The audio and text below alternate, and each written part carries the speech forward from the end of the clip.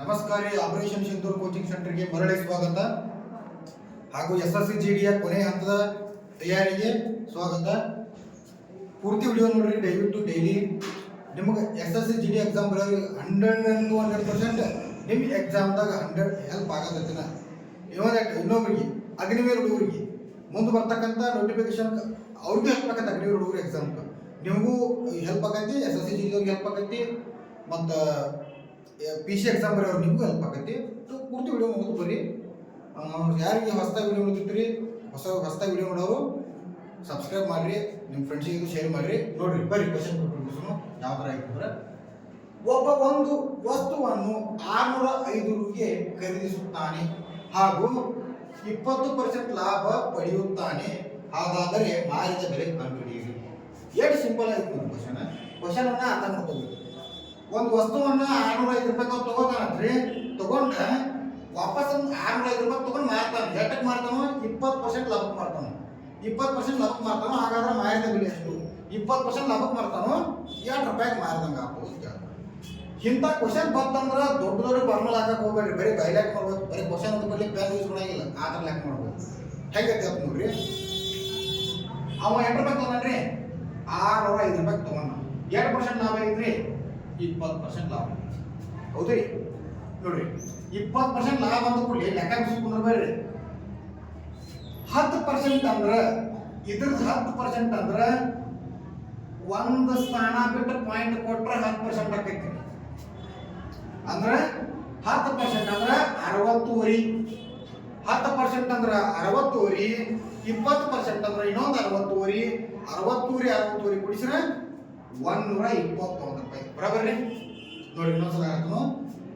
10% ಅಂದ್ರೆ ಫಸ್ಟ್ 20% ಕೊಡೋಣ ನೋಡ್ರಿ. 20% ಫೈಂಡ್ ಮಾಡಕ್ ಹೋಗ್ಬೇಡ್ರಿ, 10% ಫೈಂಡ್ ಮಾಡೋಣ.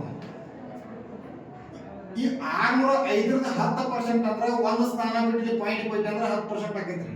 ಒಂದು ಸ್ಥಾನ ಬಿಟ್ಟು ಪಾಯಿಂಟ್ ಕೊಟ್ರೆ ಏನಾಗೈತ್ರಿ? ಇಲ್ಲಿ ನೋಡ್ರಿ, ಒಂದು ಸ್ಥಾನ ಬಿಟ್ಟು ಪಾಯಿಂಟ್ ಕೊಯ್ತನೆ 60ವರಿ ಆಯ್ತು.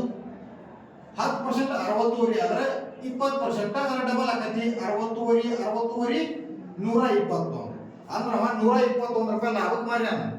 ಎಷ್ಟಕ್ಕೆ ತೊಗೊಂಬಂದನು? 605 ರೂಪಾಯಿ ತೊಗೊಂಬಂದನು, 121 ರೂಪಾಯಿ ಲಾಭಕ್ಕೆ ಮಾರ್ಯಾನ. ಅಂದ್ರೆ ನೋಡಿ, 20% ಲಾಭ ಅಂದ್ರೆ 121 ರೂಪಾಯಿ ಲಾಭಕ್ಕೆ ಮಾರ್ಯಾನು. ಮಾರಿದ ಬೆಲೆ ಇವ್ನ 2 ಕುಡಿಸ್ಕೊಂಡ್ರೆ ಸಿಗತ್ರಿ ಮಾರಿದ ಬೆಲೆ. 5ರಾಗ 1 ಕುಡಿಸ್ರೆ 6, 0ದಾಗ 2 ಕುಡಿಸ್ರೆ 2, 6ರಾಗ 1 ಕುಡಿಸ್ರೆ 7. ಟೋಟಲ್ 605 ರೂಪಾಯಿ ತೊಗೊಂಬಂದು 20% ಲಾಭಕ್ಕೆ ಮಾರ್ತಾನ. ಅಂದ್ರೆ 726 ರೂಪಾಯಿ ಮಾರ್ತಾನ. ಇಲ್ಲಿ 726 ಆಪ್ಷನ್ 2 726 726. ಈ ರೀತಿ ಬಿಡಿಸ್ಬೇಕ್ರಿ. ಈಗ ಇದ ಕ್ವಶನ್ ನೀವು ಬಿದ್ದಪ್ಪ ಎಕ್ಸಾಮ್ದಾಗ, ನಿಮ್ಗೆ ಇದ ಕ್ವಶನ್ ಬಿದ್ದರೆ ತಗೋರಿ. ಹಿಂಗೆಲ್ಲ ಪೆನ್ ಯೂಸ್ ಮಾಡಂಗಿಲ್ಲ. 605 ರೂಪಾಯಿ ತಗೊಂಡಾನು, 20% ಲಾಭಕ್ಕೆ ಮಾರ್ಯಾನು. 605 10% 60ವರಿ ಆಕೈತಿ. 20% 60ವರಿ 120 ಇದಕ್ಕೆ 120 ಕೊಡ್ಸ್ಕೊಂಡ್ ಬಿಡೋದು 726. ಪಟ 5ರಿಂದ 10 ಸೆಕೆಂಡ್ ಆನ್ಸರ್ ತೆಗೆದು ಬಿಡೋದು. ನೆಕ್ಸ್ಟ್ ಕ್ವಶನ್ ನೋಡಿ, ಜಿಕೆ ಬಗ್ಗೆ ನಾವು ಒಂದು ಕ್ವಶನ್ ಬಿಡಿಸಬೇಕು. ಯಾಕಂದ್ರೆ ಜಿಕೆ ನಿಮಗೆ 200% ಜಿಕೆ ಕ್ವಶನ್ ಒಳಗೆ ಒಂದು ಕ್ವಶನ್ ಹೆಲ್ಪ್ ಆಗತ್ತೆ ನಿಮ್ಗೆ. ಅಂದ್ರೆ ಈ ಒಂದು ಟಾಪಿಕ್ ಮೇಲೆ ಇದ್ರದ್ದು 360 ಬಿಡಿಸ್ತೇನೆ ನಿಮ್ಗೆ. ಇದ್ರ ಮೇಲೆ ನಿಮ್ಗೆ 100% ಒಂದು ಕ್ವಶನ್ ಬರುತ್ತೆ. ನೋಡ್ರಿ, ಜಿಕೆ ಕ್ವಶನ್. ಅತಿ ಹೆಚ್ಚು ಜನಸಾಂದ್ರತೆ ಹೊಂದಿರುವ ಕೇಂದ್ರಾಡಳಿತ ಪ್ರದೇಶ ಯಾವುದು? ಅತಿ ಹೆಚ್ಚು ಜನಸಾಂದ್ರತೆ ಹೊಂದಿರುವ ಕೇಂದ್ರಾಡಳಿತ ಪ್ರದೇಶ ಯಾವುದು? ಒಂದು ನಿಮ್ಗೆ ಕ್ಲಾರಿಟಿ ಕೊಡ್ತಾನು. ಜನಸಾಂದ್ರತೆ ಬೇರೆ, ಜನಸಂಖ್ಯೆ ಬೇರೆ. ಓಕೆ, ಜನಸಾಂದ್ರತೆ ಬೇರೆ, ಜನಸಂಖ್ಯೆ ಬೇರೆ. ಜನಸಾಂದ್ರತೆ ಅಂದ್ರೆ ನಿಮಗೆ 6 ಭಾಷೆದಾಗ ಹೇಳ್ಕೊಡ್ತೀವಿ. ಜನಸಾಂದ್ರತೆ ಅಂದ್ರೆ ಒಂದು ಜಾಗ ಐತಿ, ಒಂದು ಕವಿ ಅಥವಾ ಒಂದು ಯಾವುದೋ ರಾಜ್ಯ, ಒಂದು ಯಾವುದೋ ದೇಶ.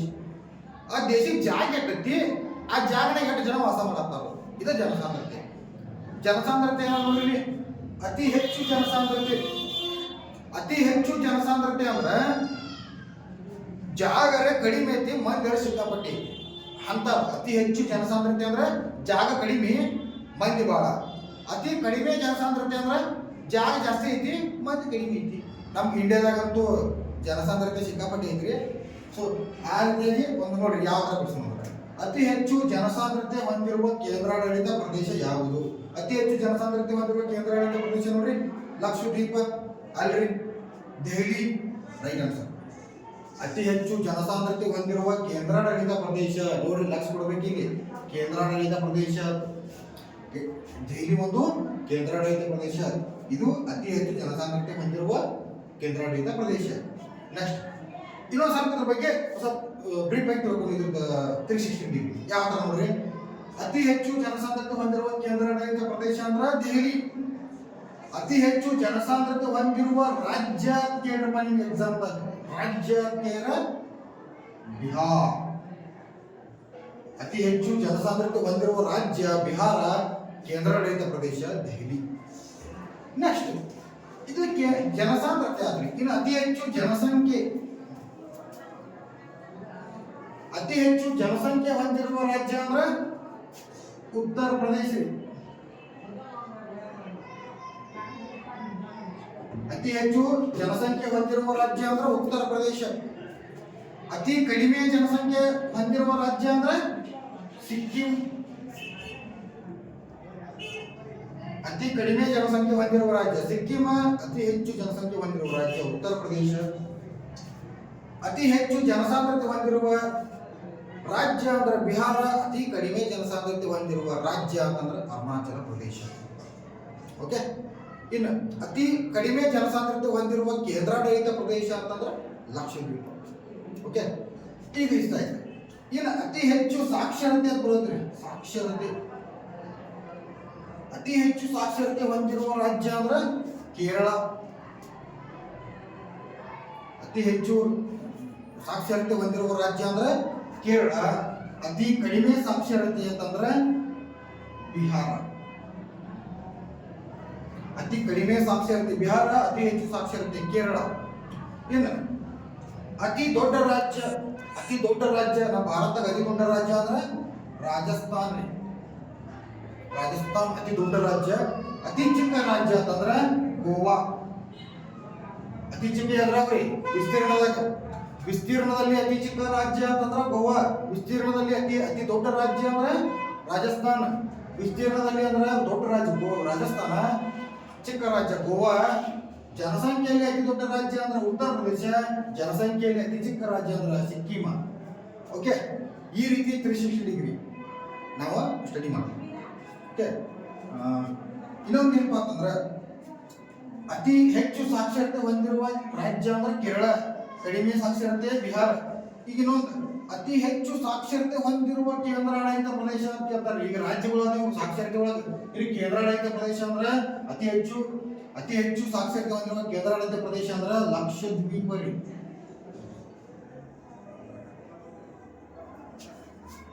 ನೆಕ್ಸ್ಟ್ ಅತಿ ಹೆಚ್ಚು ಲಿಂಗಾನುಪಾತ ಅಂತ ಬರ್ತೈತ್ರಿ. ಲಿಂಗಾನುಪಾತ ಅಂದ್ರೆ ಪ್ರತಿ 1000 ಪುರುಷರಿಗೆ ಎಷ್ಟು ಜನ ಮಹಿಳೆಯರು ಅದಾರ ಅಂತ ಬರ್ತೈತಿ. ಪ್ರತಿ 1000 ಪುರುಷರಿಗೆ ಎಷ್ಟು ಜನ ಮಹಿಳೆಯರು, ಇದು ಲಿಂಗಾನುಪಾತ ಅಂತ ಬರ್ತೈತ್ರಿ. ಅತಿ ಹೆಚ್ಚು ಲಿಂಗಾನುಪಾತ ಹೊಂದಿರುವ ರಾಜ್ಯ ಅಂದ್ರೆ ಕೇರಳ. ಮತ್ತೆ ನೆಕ್ಸ್ಟ್ ಕ್ವಶನ್. ಒಬ್ಬ ವ್ಯಕ್ತಿಯು ದಕ್ಷಿಣಕ್ಕೆ 4 ಕಿಲೋಮೀಟರ್ ಚಲಿಸಿದ ಹಾಗೂ ನಂತರ ಪೂರ್ವಕ್ಕೆ 3 ಕಿಲೋಮೀಟರ್ ಚಲಿಸಿದ. ಹಾಗಾದರೆ ಪ್ರಾರಂಭಿಕ ಸ್ಥಳದಿಂದ ಎಷ್ಟು ದೂರದಲ್ಲಿದ್ದಾನೆ? ಇದು ಡೈರೆಕ್ಷನ್ ಚಾಪ್ಟರ್ ಮೇಲೆ ಬರುತ್ತೆ.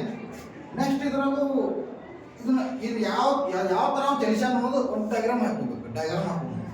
ನೋಡ್ರಿ, ಒಬ್ಬ ವ್ಯಕ್ತಿ ದಕ್ಷಿಣಕ್ಕೆ 4 ಕಿಲೋಮೀಟರ್ ಚಲಿಸಿದ. ಒಬ್ಬ ವ್ಯಕ್ತಿ ದಕ್ಷಿಣಕ್ಕೆ 4 ಕಿಲೋಮೀಟರ್ ಚಲಿಸಿದ. ನೆಕ್ಸ್ಟ್ ನಂತರ ಪೂರ್ವಕ್ಕೆ 3 ಕಿಲೋಮೀಟರ್ ಚಲಿಸಿದ. ನಂತರ ಪೂರ್ವಕ್ಕೆ ಅಂದ್ರೆ ಯಾಕಡೆ ಬರೋದ್ರಿ?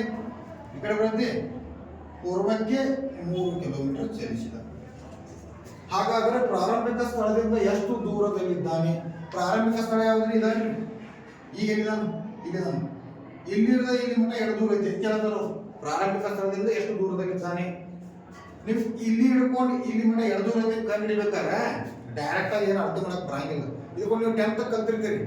ಪೈಥಾಗೋರಸನ ಪ್ರಮೇಯ ಕೇಳ್ತೀರಿ. ಪೈಥಾಗೋರಸನ ಪ್ರಮೇಯವನ್ನು ಅಪ್ಲೈ ಮಾಡಬೇಕು. ಪೈಥಾಗೋರಸನ ಪ್ರಮೇಯ ಏನಾಗುತ್ತೆ? ವಿಕರ್ಣದ ಮೇಲಿನ ಬಾಹು ಉಳಿದೆರಡು ಬಾಹುಗಳ ವರ್ಗಗಳ ಮೊತ್ತಕ್ಕೆ ಸಮನಾಗಿರುತ್ತದೆ. ವಿಕರ್ಣ ಅಂದ್ರೆ ಯಾವ್ದು ಇದೆ? ಇಲ್ಲಿ ಡಿಸ್ಟೆನ್ಸ್ ಬೇಕಾಗಿತ್ತು ನಮ್ಗೆ. ಡಿಸ್ಟೆನ್ಸ್ ಬೇಕಾಗೈತಿ. ಇದು ಎ, ಇದು ಬಿ, ಇದು ಸಿ. ಇದರ ಡಿಸ್ಟೆನ್ಸ್ ಬೇಕಾಗಿತ್ತು. ಓಕೆ. ಪೈಥಾಗೋರಸ್ನ ಪ್ರಮೇಯ ಹೇಳುತ್ತೆ AC² = AB² + BC². ಕರೆಕ್ಟ್ ರೀ. ನೋಡ್ರಿ ಇದು ನಮಗೆ ಎ ಸಿ ಸ್ಕ್ವೇರ್ ಎಷ್ಟು ಅಂತ ಗೊತ್ತಿಲ್ಲ ಅದನ್ನ ಕೇಳ್ಯಾರ ಎ ಸಿ ಸ್ಕ್ವೇರ್ ಗೊತ್ತಿಲ್ಲ ಎ ಸಿ ಅಂದ್ರೆ ವ್ಯಾಲ್ಯೂ ಗೊತ್ತಿಲ್ಲ ಅದನ್ನಷ್ಟ ಬರ್ತದೆ A C square equal to ನಮಗೆ ಎ ಬಿ ಗೊತ್ತೈತಿ ಎ ಬಿ ಆಗೈತೆ ನೋಡ್ರಿ 4 ಕಿಲೋಮೀಟರ್ ಐತಿ ಹೇಳ್ರಿ ದಕ್ಷಿಣ 4 kilometre A B 4 plus B C ಆಗೈತ್ರಿ 3 ಈ ಸ್ಕ್ವೇರ್ ಮಾಡೋದು square okay next A C square equal to 4 square ಐತ್ರಿ 4 16 plus 3 9 next A C square equal to 16 9 ಕೂಡಿಸಿರ 25 ನಮಗೆ ಎ ಸಿ ಸ್ಕ್ವೇರ್ ಸಿಕ್ತ್ರಿ ಈಗ ಎ ಸಿ ಸ್ಕ್ವೇರ್ ಸಿಕ್ತು ಎ ಸಿ ಸಿಕ್ಕಿಲ್ಲ ನಮಗೆ A C ಬೇಕಾದ್ರೆ ಈ ಕಡೆ ಸ್ಕ್ವೇರ್ ಐತಿ ಈಕ್ವಲ್ ಟು ಆ ಕಡೆ ಕಳಿಸ್ಬೇಕು ಈ ಸ್ಕ್ವೇರ್ ಆ ಕಡೆ ಕಳಿಸ್ರ ಸ್ಕ್ವೇರ್ ರೂಟ್ ಆಗೈತಿ ಹೌದ್ರಿ ನೆಕ್ಸ್ಟ್ 25 ಸ್ಕ್ವೇರ್ ನಂಬರ್ ಅಟ್ಟ A C equal to 25 square number 5 ಅವನ ಪ್ರಾರಂಭಿಕ ಸ್ಥಳದಿಂದ ಎಷ್ಟು ಕಿಲೋಮೀಟರ್ ಅದಾನ್ರಿ 5 ಕಿಲೋಮೀಟರ್ ದೂರ ಆಪ್ಷನ್ ರೈಟ್ ಓಕೆ